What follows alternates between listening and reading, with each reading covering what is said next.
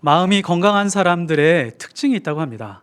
계절의 변화에 대해서 잘 안다라고 합니다. 가을이 되면 울긋불긋 빨간색, 노란색 그 색들을 좋아하고요. 겨울이 되면 눈을 기다립니다. 봄이 되면 또 꽃들을 보면서 기뻐합니다. 여름이 되면 햇빛, 그 햇살, 그리고 녹색으로 물드는 그 나무들을 보면서 기뻐한다라고 하는 것이죠. 그런데 마음이 건강하지 않은 사람들은 계절의 변화를 두 가지로 표현한다고 합니다. 더워 죽겠네, 추워 죽겠네. 계절마다 불평이 그렇게 많다고 합니다. 비가 오면 옷이 젖으니까 싫고, 눈이 오면 교통이 막혀서 싫고, 계절이 바뀔 때마다 입을 옷이 없으니까 불평이 많다라고 하는 것이죠. 자, 이런 사람들이 다른 사람들 주변과 관계가 좋을까요? 그렇게 관계가 좋지 않을 것입니다. 그러나 마음이 건강한 사람들은 다른 사람들과 관계가 아주 좋을 것입니다. 마음이 건강한 사람들의 또 다른 특징이 있습니다. 뭘까요? 이 콧노래를 부른다고 합니다. 최근에 샤워하거나 청소하시면서 혼자 이렇게 노래해 본 적이 있으신 분들은 마음이 건강한 사람들입니다. 노래를 하면 마음이 건강하다라고 하는 것이죠. 어떤 분들은 이런 분들도 있죠. 계보 없는 춤춰가면서 혼자 트로트 부르시는 분들, 정말 마음이 건강한 분들이십니다. 이런 분들하고 친구하면 아주 좋습니다. 만일 우리가 노래를 잃어버렸다면요, 마음이 그리 건강한 상태가 아닐 수도 있습니다. 불안하고 염려가 많으면, 두려움이 많으면 우리는 노래가 잘 나오지 않습니다. 사업이 망했는데, 가정에 문제가 많은데 노래할 수 있는 사람들이 얼마나 많을까요? 노래할 수가 없겠죠. 자, 그런데 이상한 부류의 사람들이 있습니다.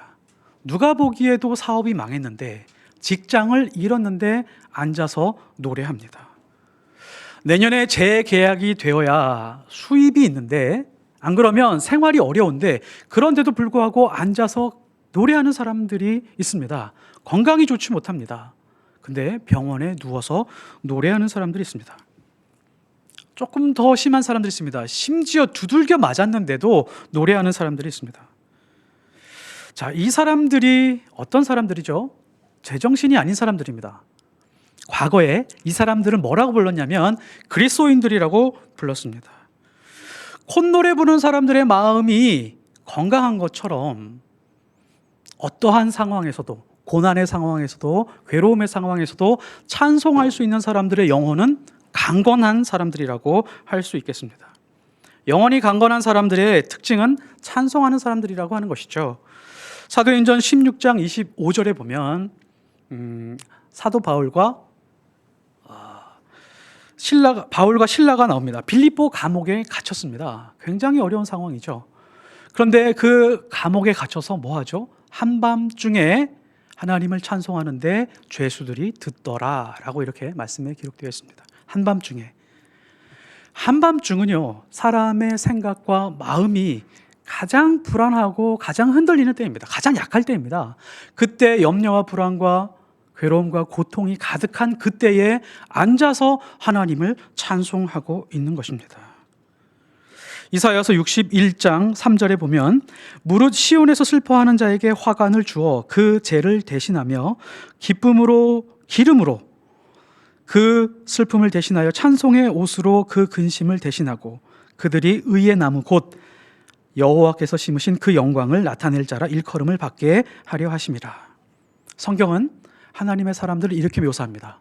찬송의 옷을 입은 사람들. 괴로움과 고통 중에 하나님을 찬송할 때 하나님은 영광을 받으신다라고 이렇게 말씀해 주고 있습니다. 바울은 에베소서에 있는 성도들에게 편지를 쓰고 있습니다. 에베소서에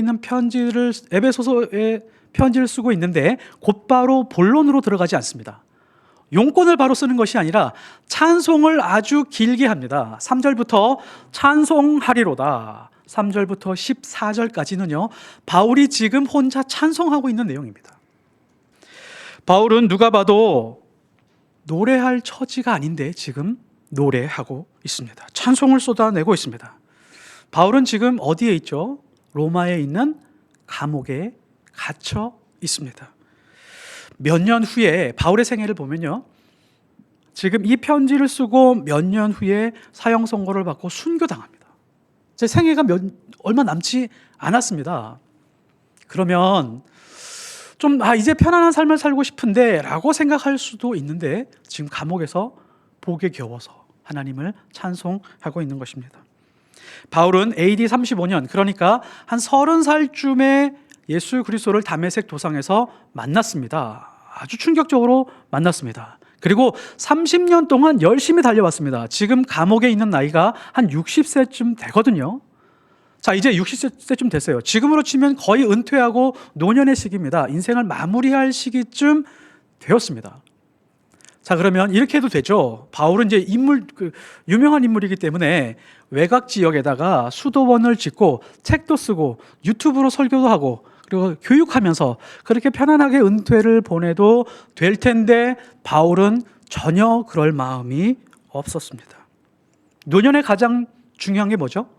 돈일까요? 건강이죠. 건강이 있어야지만이 더 기쁘고 즐겁게 살아갈 수 있죠. 건강에 따라 기분이 굉장히 많이 좌우됩니다. 그렇죠? 근데 바울은 지금 몸 상태가 좋지 않았습니다. 지병이 있었습니다. 온몸이 돌에 맞아서 죽을 지경에 이르는 적이 있었기 때문에 디스크, 근육통 이런 거 다 달고 살았을 것입니다. 어쩌면 죽을 정도로 돌에 맞았기 때문에 절면서 걸어 다녔을 때도 많이 있었을 것입니다. 노년에 연금도 없었습니다. 기초연금, 노령연금, 국민연금 이런 거 아무것도 없었습니다. 통장에 돈이 없었습니다. 감옥에서 나오면 어디 가서 하룻밤 잘 때도 없었다라고 하는 것이죠. 그럼에도 불구하고 세상 사람들이 보기에 분명히 실패한 인생 같은데 하나님 앞에서 찬송합니다. 하나님 찬송하리로다 라고 이렇게 말하고 있습니다. 바울은 지금 왜 찬송하고 있는 것일까요? 우리 그리스도인들은, 하나님의 자녀들은 왜 하나님을 찬송할까요? 분명히 실패했음에도 불구하고 왜 노래하면서 앉아 있을까요? 3절에 그 분명한 이유가 나와 있습니다. 찬송하리로다. 하나님 곧 우리 주 예수 그리스도의 아버지께서 그리스도 안에서 하늘에 속한 모든 신령한 복을 우리에게 주시되. 지금 이 3절은요 에베소 전체의 중심이라고 할 수 있습니다. 중심 주제라고 할 수 있습니다.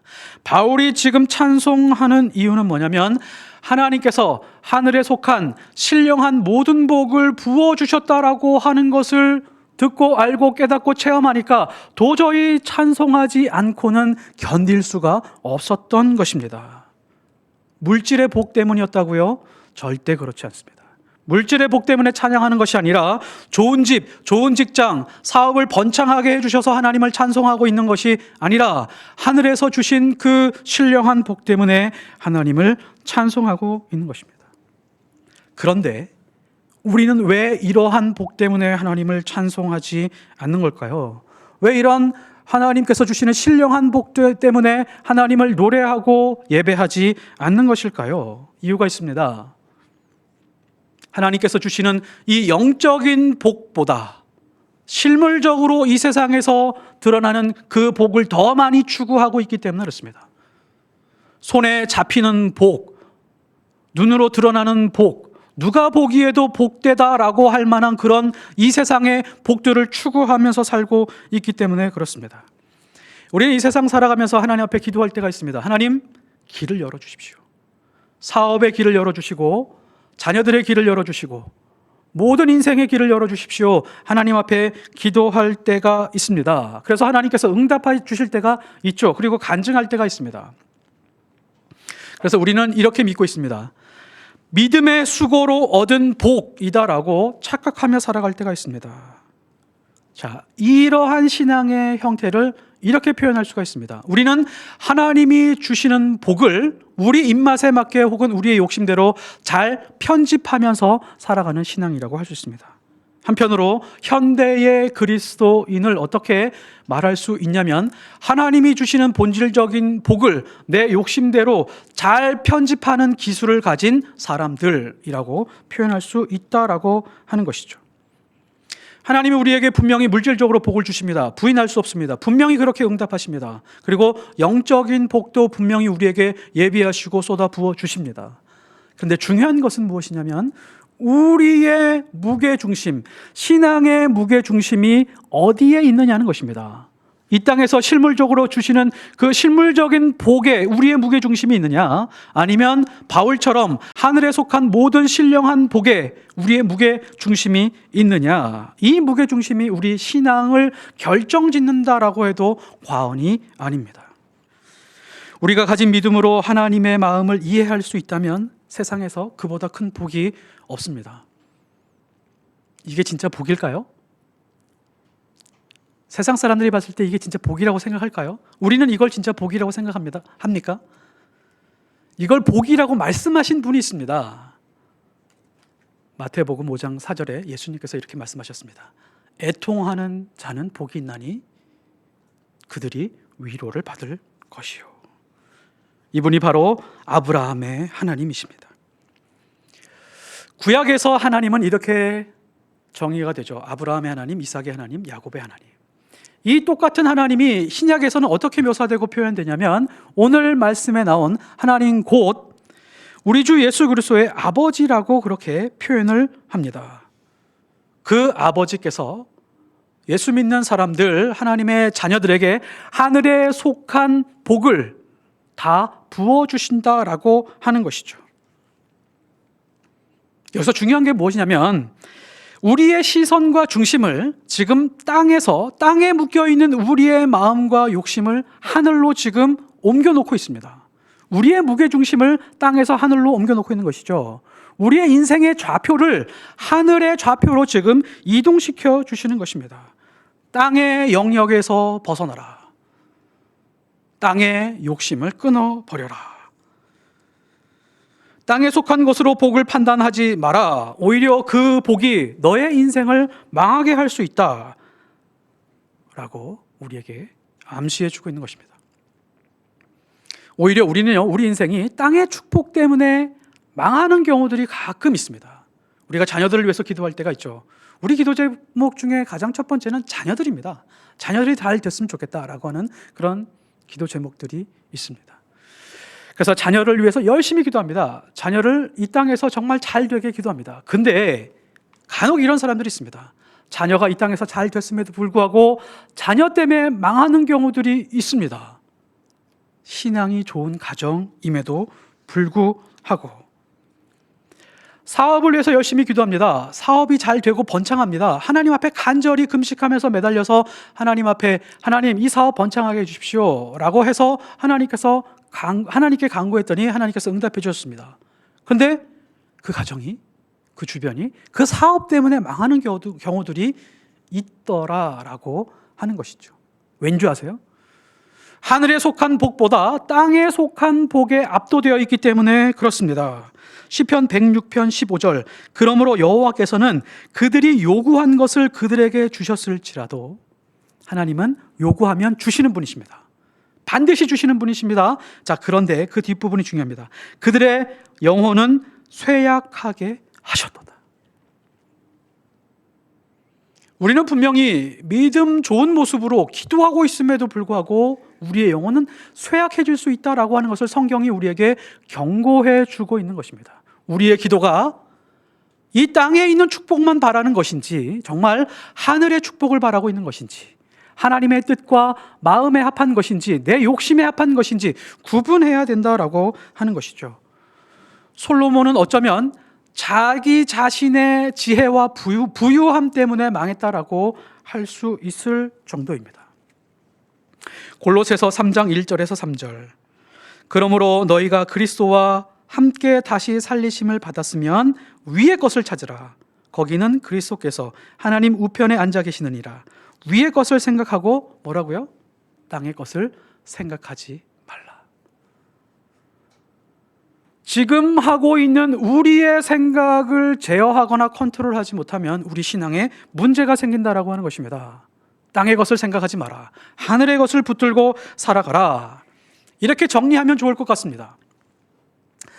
하늘의 것보다 땅의 것을 더 많이 추구하고 살아가면 우리의 영혼, 우리의 삶은 쇠약해질 것입니다. 그러나 땅의 것보다 하늘의 것을 더 많이 추구하고 살아가면 우리는 분명히 강건해질 것입니다. 하나님은 우리에게 신령한 복으로 채워주실 것입니다.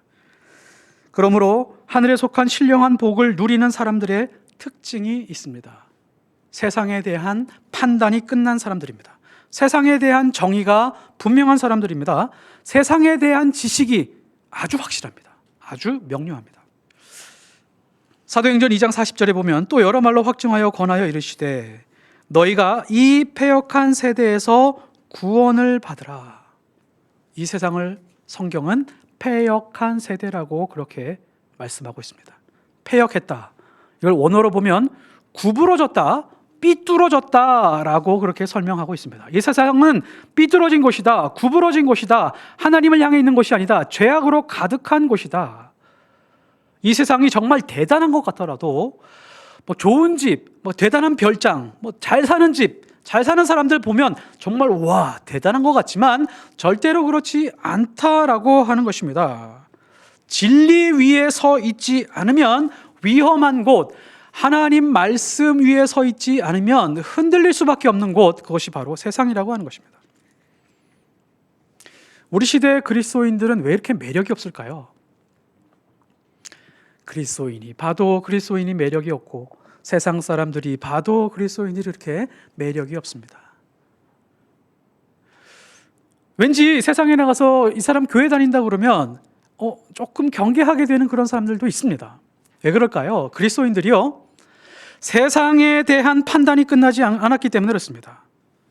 하늘의 신령한 복에는 관심이 없고 이 땅에서 실물로 만질 수 있고 누릴 수 있는 그 복만 추구하면서 살아가기 때문에 그렇습니다. 우리 주변을 보면 심지어 하나님을 안다라고 하는 사람들이 더 추합니다. 세상에 더 주눅들어 있습니다. 왜냐하면 세상에 대해서 성경과 평가가 다르기 때문에 그렇습니다. 그러니까 세상 사람들이 우리를 우습게 보는 것입니다. 땅에 대한 평가, 물질에 대한 평가, 돈에 대한 평가가 아주 분명해야 됩니다. 그리스도인들은 누구냐? 이 땅에 대한 문제를 하늘의 지식으로 풀 수 있는 능력을 가진 사람들이기 때문에 그렇습니다. 그래서 과거에 그리스도인들이 정말 그리스도인답게 살 때 세상 사람들이 이렇게 표현했습니다. 새로운 종족이 탄생했다. 고린도 후서 6장 9절, 무명한 자 같으나 유명한 자여 죽은 자 같으나 보라 우리가 살아있고 징계받는 자 같으나 죽임을 당하지 않고. 성경은 그리스도인들을 이렇게 표현합니다. 세상에서 살아가는데 아무 이름도 없고 정말 아무런 존재 가치가 없는 사람인 줄 알았는데, 무명한 사람인 줄 알았는데 유명한 사람이 된다라고 하는 것이죠.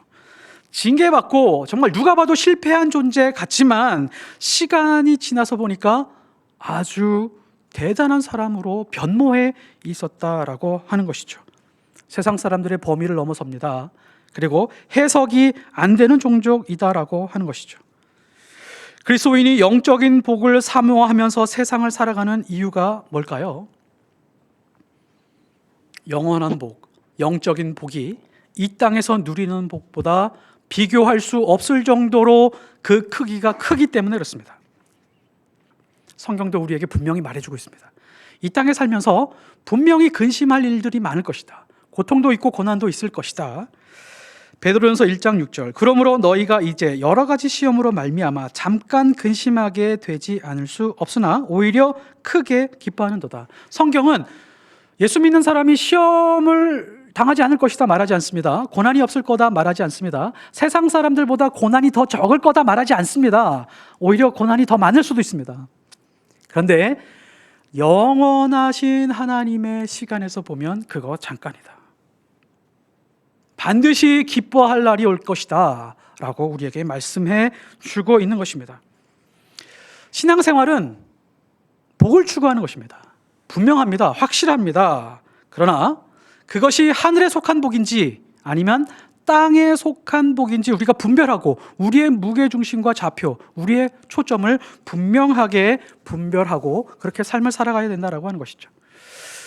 자, 그렇다면 하늘에 속한 신령한 복이 무엇인지 잠깐 살펴보고 하나님 말씀 마치도록 하겠습니다. 자, 우리 4절부터 10절 우리 잠깐 눈으로 대충 한번 보시겠어요? 하나님이 어떤 복을, 신령한 복을 예비해 두셨는지 4절에 보면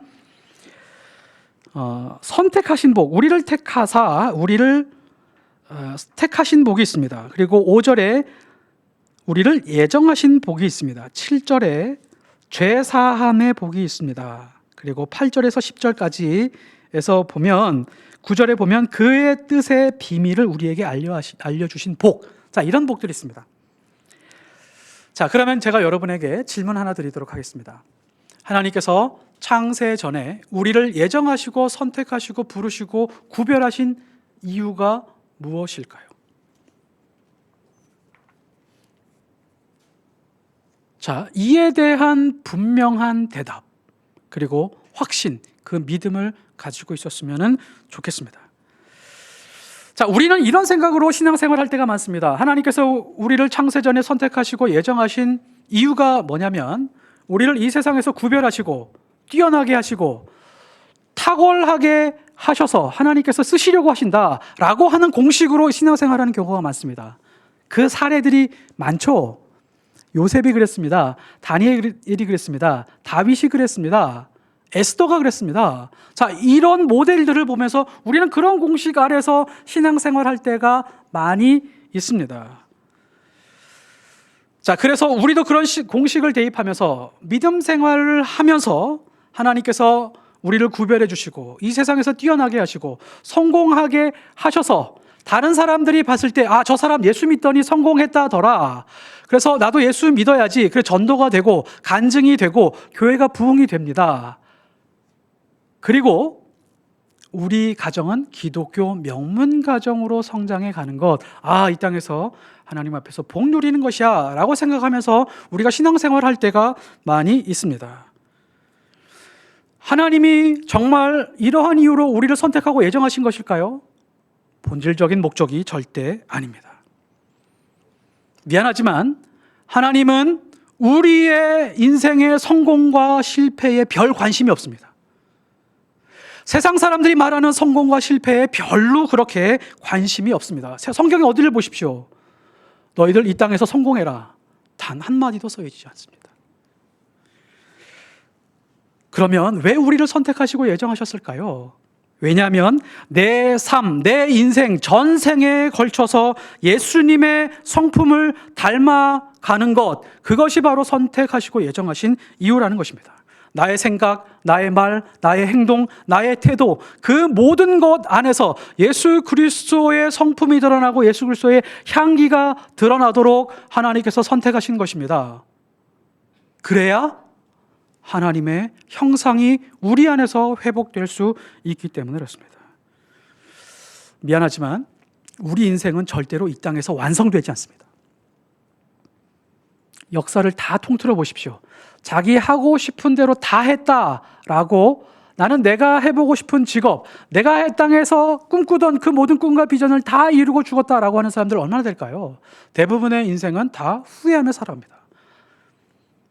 내가 예전에 그 남자 만나지 않았더라면, 이 남자 만나지 않았더라면, 내가 이 아내 만나지 않았더라면, 혹은 내가 그 직장에 들어갔더라면, 이렇게 내가 하고 싶은 대로 내가 원하는 대로 다 이루면서 살아가는 사람들이 없다라고 하는 것입니다. 내 꿈과 비전을 이루는 거요, 사실 허상입니다.